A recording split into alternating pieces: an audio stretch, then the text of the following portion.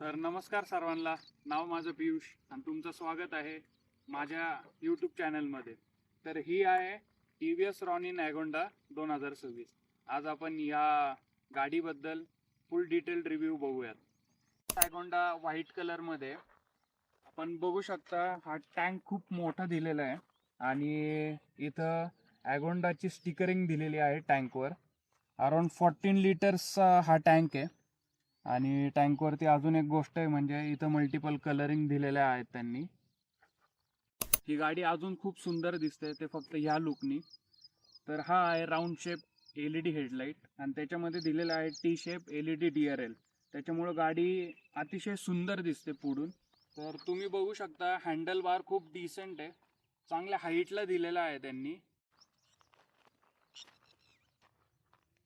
तर लेफ्ट साईडला त्यांनी दिलेलं आहे इथं पासिंग लाईट आहे, त्यानंतर अप्पर डिप्पर दिलेला आहे, इंडिकेटर दिला आहे आणि हॉर्न दिला आहे. आणि राईट साईडला जर आलं तर इथं इंजिन स्टार्ट आणि ऑनचं बटन आहे. त्यानंतर याच्यामध्ये मोडचं बटन आहे.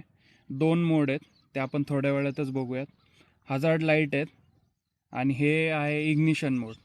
तर लाईट बघा किती पॉवरफुल आहे.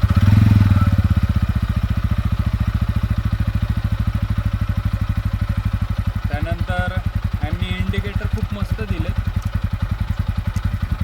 हजार्ड लाईट एकदा चेक करा. लावून बोला.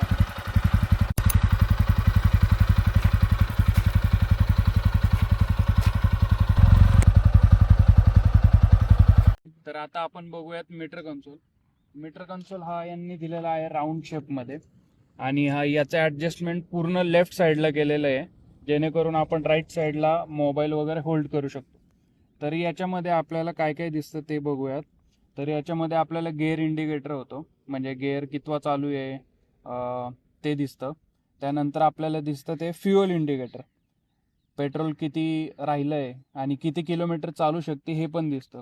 त्यानंतर आपल्याला इथं आपण चेक करू शकतो की फ्रॉम डिस्टन्स 1 टू डिस्टन्स 2 किती किलोमीटर्स आपला प्रवास होतोय. त्यानंतर आपल्याला स्पीड दिसते, टाईम दिसतो, एक्झॅक्ट टाईम. आणि ह्या पूर्ण कन्सोलची आपण ब्राईटनेस कमी किंवा जास्त करू शकतो डिपेंडिंग अपॉन डे आणि नाईट. त्यानंतर इथं स्पीडोमीटर आहे, टॅकोमीटर पण दिलेलं आहे यांनी आणि ओडोमीटर दिलेलं आहे. आणि ही T V S Ronin Agonda edition ही बेस मॉडेलच्या थोडी वरची आहे, त्यामुळं अराऊंड 6,000चा फरक पडतो. आणि अजून एक गोष्ट म्हणजे याच्यात ब्ल्यूटूथ कनेक्टिव्हिटी दिलेली नाही आहे आणि चार्जिंगचं पण ऑप्शन दिलेलं नाही आहे.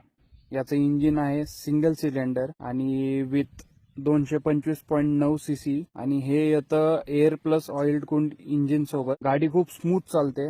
मी ऑफ रोड केलंय, सिटी हायवेज मध्ये नेलेली आहे, सिटीच्या ट्रॅफिक मध्ये वापरलेली आहे. एकदम स्मूथ आणि रिलॅक्स चालतं, कारण याला दिलेला आहे असिस्टंट स्लीपर क्लच. अजून एक गोष्ट आहे की फक्त याला 5च गिअर दिलेले आहेत आणि इंजिन जास्त काही हिट होत नाही, त्यामुळं अजून एक ऍडिशनल पॉइंट आहे आपल्याकडे. गाडी देते अराउंड 20.4चं हॉर्स पॉवर आणि 19.9 NM चं टॉर्क. तर आता आपण गाडीच्या चावीबद्दल बघूयात. तर चावी खूप चांगली दिलेली आहे, मस्त दिसतीये. आणि याच्यात बघू शकता टी शेपचं यांनी ठेवलेलं आहे, जेणेकरून खूप युनिक लुक येतोय. तर आता आपण एक्झॉस्ट ऐकूयात. गाडी आपण सुरू केली आणि फक्त एका सिंगल टचमध्ये गाडी आपली स्टार्ट होऊन जाते. एक्झॉस्ट ऐका फक्त.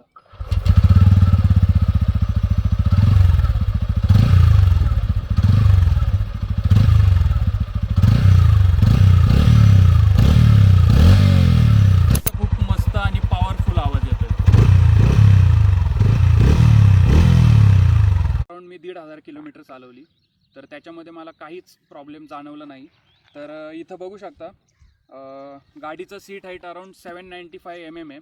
त्यानंतर गाडी खूप स्मूथ आणि हलकी आहे, अराउंड 159 किलोग्रॅमचं वेट आहे हिचं. आणि टर्निंग रेडियस पण मस्त आहे याचा. आणि ग्राउंड क्लिअरन्सबद्दल बोलायचं गेलं तर अराउंड 180 mm आहे ग्राउंड क्लिअरन्स, जे की खूप मस्त आहे बाकीच्या गाड्यांपेक्षा. आणि गाडी स्पीड ब्रेकरवरनं घासत. तर ब्रेकबद्दल बोलायला गेलं तर दोन्ही साईडला डिस्क ब्रेक्स आहेत आणि रेअर साईडला मोनोसॉक सस्पेन्शन दिलेलं आहे, जेणेकरून आपली गाडी स्टेबल राहते. आता आपण या गाडीची राईड बघूयात. मस्त POV शॉट तुम्हाला दिसतील.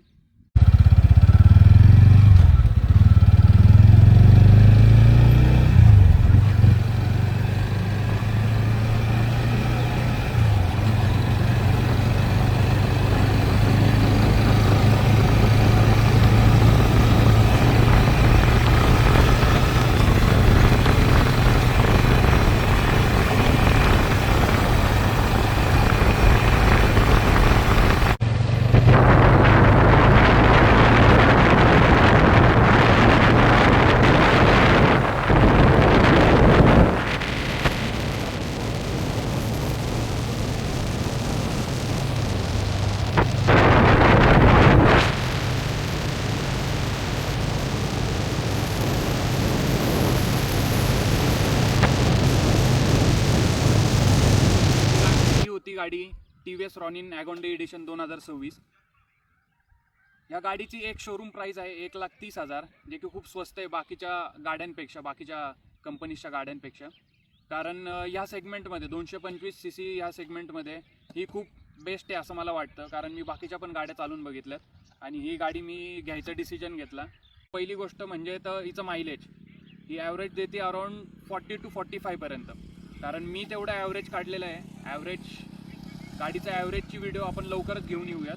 पण गाडी खूप मस्त चालते, पळायला पण मस्त आहे. अराऊंड मी 119च्या स्पीडनी पळवलेली आहे.